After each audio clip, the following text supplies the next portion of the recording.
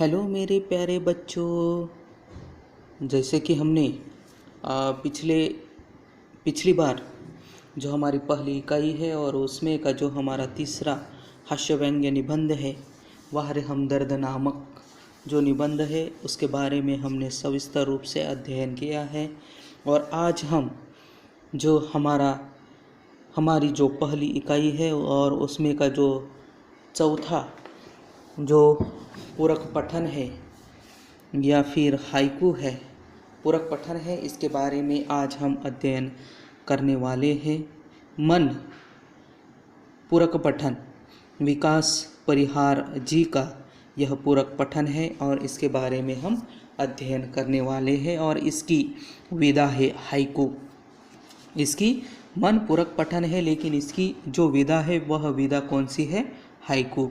Haiku के बारे में यहाँ पर हम उसके बारे में थोड़ी जानकारी लेंगे कि यह जो प्रस्तुत कविता है मन, यह जापान की लोकप्रिय विधा हाइकू पर आधारित है। यह विधा हिंदी साहित्य में स्वीकृति पा चुकी है। इस विधा को विश्व की सबसे छोटी कविता का स्थान प्राप्त है। इस कविता में कवि ने तीन तीन छोटी पंक्तियों में अलग अलग घटनाओं को सुंदर ढंग से पिरोया है और प्रस्तुत कविता की यह अपनी विशेषता है। मतलब अलग अलग घटनाओं को सुंदर ढंग से पिरोया है। तीन तीन छोटी पंक्तियों में अलग अलग घटनाओं का तीन तीन पंक्तियाँ यहाँ पर दी हुई है, जैसे कि आप भी देख सकते हो। आपकी जो किताब है हिंदी की 10वीं की, उसमें का जो पन्ना नंबर 15 है, वहाँ पर यह सारी बातें जानकारी दी हुई है कि तीन तीन पंक्तियों में अलग अलग घटनाओं को सुंदर ढंग से पिरोया है। और यही प्रस्तुत मन नामक जो कविता है, इस कविता की यह क्या है? विशेषता है। तो अब हम यहाँ पर जो विकास परिहार जी का परिचय दिया हुआ है, इसके बारे में हम जानकारी लेंगे और उसके बाद पद्य संबंधी में और बाद में कविता के बारे में जो पूरक पठन है इसके बारे में हम अध्ययन करेंगे। विकास परिहार का यहाँ पर परिचय दिया हुआ है। देखो, उनका जन्म 1983, मतलब विकास परिहार जी का जन्म कब हुआ है? 1983 गुना मध्य प्रदेश में। गुना नामक जो शहर है मध्य प्रदेश में, वहाँ उनका जन्म 1983 में हुआ है। परिचय यहाँ पर विकास परिहार जी का परिचय यहाँ पर दिया हुआ है। देखो, विकास परिहार ने 2000 से 2006 तक भारतीय वायुसेना को अपनी सेवाएं दी। फिर पत्रकारिता के क्षेत्र में उतरने के बाद रेडियो से जुड़े। मतलब जो विकास परिहार जी है, इन्होंने 2000 से लेकर 2006 तक, मतलब 6 साल तक भारतीय वायुसेना को अपनी सेवाएं दी। और उसके बाद फिर पत्रकारिता के क्षेत्र में उतरने के बाद वे रेडियो से भी जुड़े। कौन? विकास परिहार जी। साहित्य में विशेष रुचि होने के कारण आप नाट्य गतिविधियों से भी जुड़े हुए हैं। मतलब विकास परिहार जी को साहित्य में विशेष रुचि होने के वजह से आपने, मतलब विकास परिहार जी ने नाट्य गतिविधियों से भी जुड़े हुए हैं। तो यहाँ पर विकास परिहार जी का यह छोटा सा दिया हुआ क्या है? परिचय है। अब पद्य संबंधी में, जो कि हम मन नामक जो कविता है पूरक पठन है, इसके बारे में अध्ययन करने वाले हैं। यहाँ पर पद्य संबंधी में इसकी जानकारी दी हुई है। हाइकू पद्य संबंधी, जैसे कि हमने शुरुआत में ही देखा कि मन पूरक पठन है, लेकिन उसकी विधा क्या है? हाइकू है। तो यहाँ पर हाइकू के बारे में जानकारी फिर से दी हुई है। हाइकू यह जापान की लोकप्रिय काव्य विधा है। हाइकू यह जापान जो एक राष्ट्र है, एक देश है, वहाँ की यह लोकप्रिय काव्य क्या है? विधा है। हाइकू विश्व की सबसे छोटी कविता कही जाती है। मतलब जो हाइकू है वह हाइकू विश्व की सबसे छोटी कविता कही जाती है। 5वें दशक से हिंदी साहित्य ने हाइकू को खुले मन से स्वीकार किया है। मतलब जो 5वां दशक है वहाँ से हिंदी साहित्य में जो हाइकू साहित्य विधा प्रकार है इसको खुले मन से स्वीकार किया है। किसमें? हिंदी साहित्य में 5वें दशक से हाइकू को खुले मन से हिंदी साहित्य में स्वीकार किया गया है। हाइकू कविता में 5 अधिक 7 अधिक 5 बरोबर 17 वर्ण के ढांचे में लिखी जाती है। तो इस तरह की जो हाइकू जो कविता एक विधा प्रकार है वह इस ढांचे में लिखी जाती है। तो यह जो मन पूरक पठन है विधा हाइकू है, इसमें जो हम अध्ययन करने वाले हैं, जानकारी लेने वाले हैं, इसके बारे में यहाँ पर जो कवि है विकास परिहार जी ने यहाँ पर जो बताने का प्रयास किया है, इसके बारे में अब हम क्या करेंगे? अध्ययन करेंगे। मतलब यह जो प्रस्तुत मन पूरक पठन है, इसके बारे में हम यहाँ पर क्या करने वाले हैं? अध्ययन करने वाले हैं। देखो प्रस्तुत हाइकू में, मतलब यह जो प्रस्तुत हाइकू है, प्रस्तुत हाइकू में कवि ने अपने अनुभवों और छोटी छोटी विभिन्न घटनाओं को अर्थवाही सीमित शब्दों में प्रस्तुत किया है। मतलब यह जो प्रस्तुत मन जो विधा हाइकू, इस कविता में कवि ने अपने अनुभवों और छोटी छोटी विभिन्न घटनाओं को अर्थवाही सीमित शब्दों में प्रस्तुत किया है और यही हमें इस मन पूरक पठन के माध्यम से हमें देखना है। तो यही हमें इस मन पूरक पठन जो कविता है इसके माध्यम से हमें अध्ययन करना है। तो सबसे पहले मैं अब आपको यह जो मन पूरक पठन है इसका मैं प्रकट वाचन करके यहाँ पर आपको सुनाता हूँ, आपको सुनना है और इसके बाद हम इस पूरक पठन के बारे में सविस्तर रूप से अध्ययन करेंगे। तो ध्यान दो, आपको आपकी किताब में देखना है, मैं आपको यहाँ पर पढ़ के सुनाता हूँ।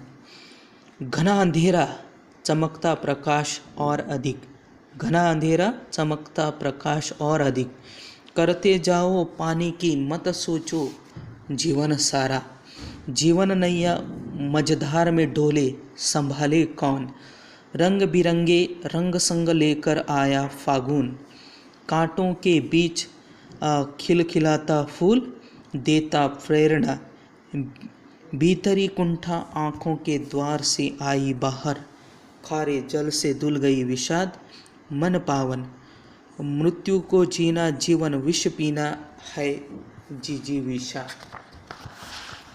अगला पन्ना देखो। मन की पीड़ा छाई भन बादल बरसी आंखें, चलती 7 पटरिया रेल की फिर भी मौन, सितारे छिपे बादलों की ओट में सुना आकाश, तुमने दिए जिन गीतों को स्वर हुए अमर, सागर में भी रहकर मछली प्यासी ही रही। इस तरह से मैंने आपको यहाँ पर जो मन पूरक पठन है इसका प्रकट वाचन मैंने आपको करके यहाँ पर सुनाया है। अब हम यहाँ पर जो 3-3 पंक्तियों में 3-3 पंक्तियाँ यहाँ पर इस कविता की दी हुई है, इसके बारे में हम अब सविस्तर रूप से अध्ययन करेंगे। मन जो पूरक पठन है इसकी जो पहली पंक्ति है वह पहली पंक्ति अब हम देखेंगे। चलो देखो बच्चों किताब में कि घना अंधेरा चमकता प्रकाश और अधिक, यह तो हम सभी को मालूम है कि जब अंधेरा अधिक होता है और जब घना अंधेरा होता है, अंधेरा अधिक होता है तो उस घने अंधेरे में जो प्रकाश होता है वह प्रकाश और अधिक चमकता है। और अधिक क्या होता है? चमकता। कि जब अंधेरा घना होता है जो प्रकाश है वह प्रकाश अधिक और चमकता है। यह आप प्रैक्टिकल करके भी देख सकते हो कि अगर घर में घना अंधेरा होता है तो जब हम दिया जलाते हैं तो उसका जो प्रकाश होता है, उसका जो लाइट होता है, वह और अधिक क्या होता है, चमकता है। यह आप सभी को मालूम है। तो घना अंधेरा, चमकता प्रकाश और अधिक, कि जब अंधेरा घना होता है तब प्रकाश और अधिक चमकता है। अर्थात कि जब प्रतिकूल परिस्थितियाँ घने अंधकार के रूप में हमें घेर लेती है, तब वहीं से एकाएक प्रकाश की किरणें फूट पड़ती हैं। तभी कि जब हमें हमारे जीवन में कभी कोई समस्याएं होती है, हमारे जीवन के विपरीत परिस्थितियां होती है, तब हमें एकाएक प्रकाश की किरणें हमें दिखाई पड़ती है। यही हमें यहाँ पर जो हमारी पहली पंक्ति है, इस पंक्ति के माध्यम से विकास परिहार जी हमें बताने का यहाँ प्रयास कर रहे हैं कि घना अंधेरा, चमकता प्रकाश और अधिक, कि जब अंधेरा घना होता है तब प्रकाश और अधिक चमकता है। अर्थात जब प्रतिकूल परिस्थितियाँ घने अंधकार के रूप में हमें घेर लेती है, तब वहीं से हमें एकाएक की प्रकाश की किरणें दिखाई पड़ती है, दिखने लगती है। तो यही हमें यहाँ पर विकास परिहार जी इस कविता की जो पहली पंक्ति है, इस पहली पंक्ति के माध्यम से हमें कहना चाहते हैं कि जब भी हमारे जीवन में अगर प्रतिकूल परिस्थितियाँ हमें घने अंधकार के रूप में हमें घेर लेती है, तो तब हमें घबराना नहीं चाहिए, क्योंकि तभी वहीं से हमें एकाएक प्रकाश की किरणें दिखाई पड़ती है। इसीलिए कभी भी हमारे जीवन में अगर हमारे सामने प्रतिकूल परिस्थितियाँ हमें घेर लेती है घने अंधकार के रूप में, तब हमें घबराना नहीं चाहिए। तो उसका हमें क्या करना चाहिए, सामना करना चाहिए, मुकाबला करना चाहिए, और वहीं से हमें एकाएक एक प्रकाश की किरण या फिर आशा की किरण हमें दिखाई पड़ती है। तो कभी भी हमें घबराना नहीं चाहिए। कितनी भी प्रतिकूल परिस्थितियाँ हमारे सामने आ जाए तो भी हमें उसका हिम्मत के साथ क्या करना चाहिए, मुकाबला करना चाहिए, सामना करना चाहिए, क्योंकि वहीं से हमें एकाएक आशा की किरण, प्रकाश की किरण हमें दिखाई पड़ती है। तो यही हमें विकास परिहार जी हमारी इस कविता की पहली पंक्ति में हमें कहने का यहाँ प्रयास कर रहे हैं। तो पहली पंक्ति आपको समझ में आई? अगर समझ में नहीं आई हो तो आप इसके बारे में मुझे और यहाँ पर पूछ सकते हो। मतलब हमारा जो ग्रुप है वहाँ पर आप हम मुझे कुछ सवाल पूछ सकते हो। तो चलो बच्चों, हम दूसरी पंक्ति यहाँ पर देखते हैं कि करते जाओ पाने की मत सोचो जीवन सारा। मतलब हमारे जीवन में हमें सिर्फ काम ही करते रहना चाहिए, पाने की हमें नहीं सोचना है। ऐसा इस दूसरी पंक्ति के माध्यम से कवि विकास परिहार जी हमें यहाँ पर बताना चाहते हैं कि करते जाओ पाने की मत सोचो जीवन सारा। मतलब हमें पूरा जीवन काम करते रहना चाहिए, यह नहीं सोचना चाहिए कि हमें उससे क्या प्राप्त होगा, कि हमें हमारा जो जीवन है इस जीवन में हमें सिर्फ और सिर्फ काम करते रहना चाहिए। यह नहीं सोचना चाहिए कि इससे हमें क्या प्राप्त होगा, क्या मिलेगा। कभी न कभी हमें उसका फल जरूर मिलेगा। सिर्फ हमें श्रम करते रहना चाहिए, पाने की कभी नहीं सोचना चाहिए। एक दिन हमें उसका फल जरूर ही मिलेगा। और यही यहाँ पर जो कवि है विकास परिहार जी हमें यहाँ पर बताने का प्रयास कर रहे हैं कि करते जाओ पाने की मत सोचो जीवन सारा, कि हमें पूरा जीवन काम करते रहना चाहिए। यह नहीं सोचना चाहिए कि हमें क्या प्राप्त होगा, उससे हमें क्या प्राप्त होगा, यह हमें नहीं सोचना चाहिए। जो हमारी यहाँ पर जो दूसरी पंक्ति है, यह दूसरी पंक्ति भी आपको समझ में आई?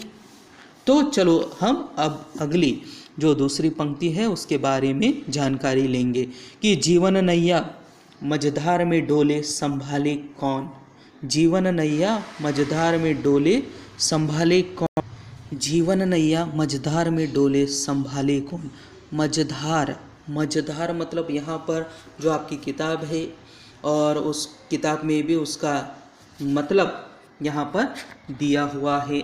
मझधार का मतलब, मझधार मतलब नदी के प्रवाह का मध्य भाग, नदी का जो प्रवाह होता है और उस प्रवाह का जो मध्य भाग होता है उसे क्या कहा जाता है, मझधार कहा जाता है। और नैया, नैया मतलब यहाँ पर उसका मतलब क्या दिया हुआ है नैया का, जैसे कि हम मराठी में उसे कहेंगे की होडी जेथून निघते व जेथे थांबते ते जे ठिकाण असते त्याला काय म्हटले जाते हिंदी में नैया। तो इसका मतलब भी आपको समझ में आया कि जीवन नैया मझधार में डोले संभाले कौन। मझधार मतलब नदी के प्रवाह का जो मध्य भाग होता है उसे क्या कहा जाता है, मझधार कहा जाता है। और नैया का मतलब जैसे कि मैंने आपको इसका मतलब मराठी में बताया कि होडी, होडी मतलब जहाज, जहाज, होडी जेथून निघते व जेथे थांबते ते ठिकाण म्हणजेच नैया। तो जीवन नैया मझधार में डोले संभाले कौन, कि जीवन रूपी नैया यदि संसार रूपी सागर में डगमगा रही है तो उसे कोई अन्य संभालने के लिए नहीं आएगा, हमें स्वयं उसे पार लगाने के लिए प्रयास करना होगा। तो यही यहाँ पर जो कवि है विकास परिहार जी हमें बताना चाहते हैं कि अगर नदी में कि जीवन नैया मझधार में डोले संभाले कौन, मतलब हमारा जो यह जीवन है उस जीवन में अगर कोई समस्याएं या फिर प्रतिकूल परिस्थितियां आती है तो उसका सामना हमें ही करना पड़ेगा और उस समस्याओं को, उस विपरीत परिस्थितियों को दूर करने के लिए और कोई नहीं आएगा और उसे हमें खुद ही उसका हिम्मत से क्या करना पड़ेगा, मुकाबला करना पड़ेगा। यही यहाँ पर विकास परिहार जी हमारी जो तीसरी पंक्ति है इस तीसरी पंक्ति के माध्यम से हमें यहाँ पर कहना चाहते हैं कि जीवन नैया मझधार में डोले संभाले कौन, मतलब जो जीवन रूपी नैया यदि संसार रूपी सागर में डगमगा रही है तो उसे कोई अन्य संभालने के लिए नहीं आएगा, हमें स्वयं उसे पार लगाने के लिए क्या करना पड़ेगा, प्रयास करना पड़ेगा। अगर हम प्रयास नहीं करेंगे तो हमारी जो यह जीवन रूपी नैया है, यह जीवन रूपी नैया यदि संसार रूपी सागर में डगमगा रही है तो उसे संभालने के लिए हमें ही प्रयास करना पड़ेगा। कोई अन्य आकर हमारी जो संसार रूपी सागर में डगमगा रही जो जीवन रूपी नैया है उस नैया को कोई और संभालने के लिए नहीं आएगा, हमें खुद को उसे संभालने के लिए क्या करना पड़ेगा, प्रयास करेगा, मतलब हमें स्वयं उसे पार लगाने के लिए प्रयास करना होगा। अगर हम प्रयास नहीं करेंगे तो हमारी जो जीवन रूपी नैया है वह जीवन रूपी नैया उस सागर रूपी सागर में क्या हो जाएगी, डूब जाएगी। अगर हम उसे बचाने का प्रयास नहीं करेंगे तो हमारे जीवन रूपी नैया सागर, संसार रूपी सागर में डूब जाएगी। इसीलिए यहाँ पर कवि जो हमारी तीसरी पंक्ति है उसमें यहाँ पर कहने का प्रयास कर रहे हैं कि जीवन रूपी नैया यदि संसार रूपी सागर में डगमगा रही है तो उसे कोई अन्य संभालने के लिए नहीं आएगा, हमें स्वयं उसे उस संसार रूपी सागर से पार लगाने के लिए क्या करना पड़ेगा, प्रयास करना पड़ेगा। अगली पंक्ति यहाँ पर देखो कि रंग बिरंगे रंग संग लेकर आया फागुन। फागुन एक माह मतलब महीने का नाम है कि रंग बिरंगे रंग संग लेकर आया फागुन, मतलब फागुन का महीना अपने संग बसंत, बसंत मतलब स्प्रिंग, बसंत मतलब क्या, स्प्रिंग, स्प्रिंग मतलब क्या, season after winter, winter before summer. ये सीज़न कौन सा है, ऋतु कौन सा है कि सीजन आफ्टर विंटर और बिफोर समर। विंटर मतलब जैसे कि हम मराठी में कहेंगे विंटर म्हणजे हिवाळा, हिवाळा संपण्यापूर्वी, and season after winter and before summer म्हणजेच हिवाळा आणि उन्हाळा यांच्या मध्यभागी असलेला जो सीझन असतो त्याला काय म्हटले जाते, स्प्रिंग। स्प्रिंग मतलब बसंत ऋतू, बसंत ऋतू। Season after winter and before summer, before summer म्हणजेच हिवाळ्यानंतर आणि उन्हाळ्यापूर्वीचा, हिवाळ्या ऋतूच्या नंतर आणि उन्हाळ्या ऋतूच्या पूर्वीचा जो मध्यभागी असलेला जो ऋतू असतो त्याला काय म्हटले जाते, स्प्रिंग मतलब बसंत ऋतू। रंग बिरंगे रंग संग लेकर आया फागुन, मतलब फागुन का महीना अपने संग बसंत के विविध रंग लेकर आया है। यह समय उल्लास, यह समय उल्लास मतलब आनंद, उल्लास और उमंग का समय है। अतः हम सभी को कुछ समय के लिए हमारे जो चिंताओं और परेशानियों को भूलकर बसंत ऋतु का क्या लेना चाहिए, आनंद लेना चाहिए। ऐसा यहाँ पर विकास परिहार जी हमें जो हमारी यह पंक्ति है, इस पंक्ति के माध्यम से हमें यहाँ पर बताने का प्रयास कर रहे हैं कि रंग बिरंगे रंग संग लेकर आया फागुन, मतलब फागुन का महीना अपने संग बसंत के विविध रंग लेकर आया है। यह समय उल्लास और उमंग का समय है। अतः हम सभी को कुछ समय के लिए चिंताओं और परेशानियों को भूलकर जो बसंत ऋतु है और उस बसंत ऋतु का आनंद लेना चाहिए। ऐसा यहाँ पर कवि विकास परिहार जी हमें बताना चाहते हैं। उसके बाद अगली पंक्ति यहाँ पर दी हुई है, देखो। कांटों के बीच खिल खिलाता फूल देता प्रेरणा, कि कांटों के बीच खिल खिलाता फूल देता प्रेरणा, मतलब जो गुलाब का फूल होता है वह कांटों के बीच भी हंसता है, खिलखिलाता है, वह हमें हर पल क्या देता है, प्रेरणा देता है। देखो कोई भी फूल हम देखते हैं तो वह कांटों के बीच भी हंसता है, खिलखिलाता है, और वह हमें हर पल क्या देता है, मोटिवेट देता है, मोटिवेशन देता है, इनकरेज देता है, प्रेरणा देता है। और यही यहाँ पर हमें विकास परिहार जी बताने का प्रयास कर रहे हैं कि कांटों के बीच खिल खिलाता फूल देता प्रेरणा, मतलब गुलाब का फूल कांटों के बीच में भी हंसता है, खिलखिलाता है, वह हमें हर पल क्या देता है, प्रेरणा देता है। कि हर पल वह हमें प्रेरणा देता है कि परेशानियों से घबराए बिना अपना काम करते जाना है। कि हमें गुलाब का फूल क्या प्रेरणा देता है, क्या प्रेरणा देता है कि परेशानियों से घबराए बिना अपना काम करते जाना है। इस तरह की प्रेरणा हमें गुलाब का फूल इस पंक्ति के माध्यम से देता है। तो इसी के बारे में यहाँ पर विकास परिहार जी हमें बता रहे हैं कि कांटों के बीच खिलखिलाता फूल देता प्रेरणा, कि गुलाब का फूल कांटों के बीच भी हंसता है, खिलखिलाता है, वह हमें हर पल प्रेरणा देता है कि परेशानियों से घबराए बिना अपना काम करते जाना है।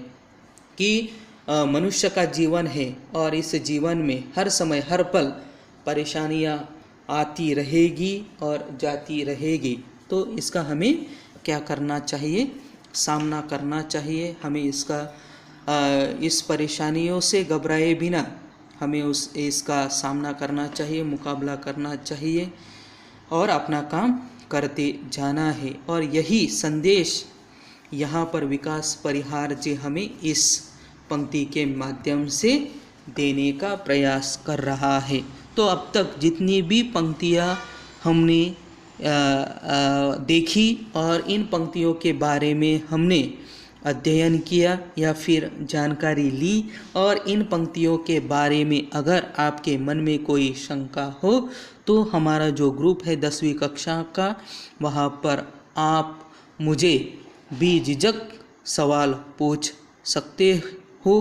तो यहाँ पर हम अब रुकते हैं, बाकी का हम अगली बार देखेंगे।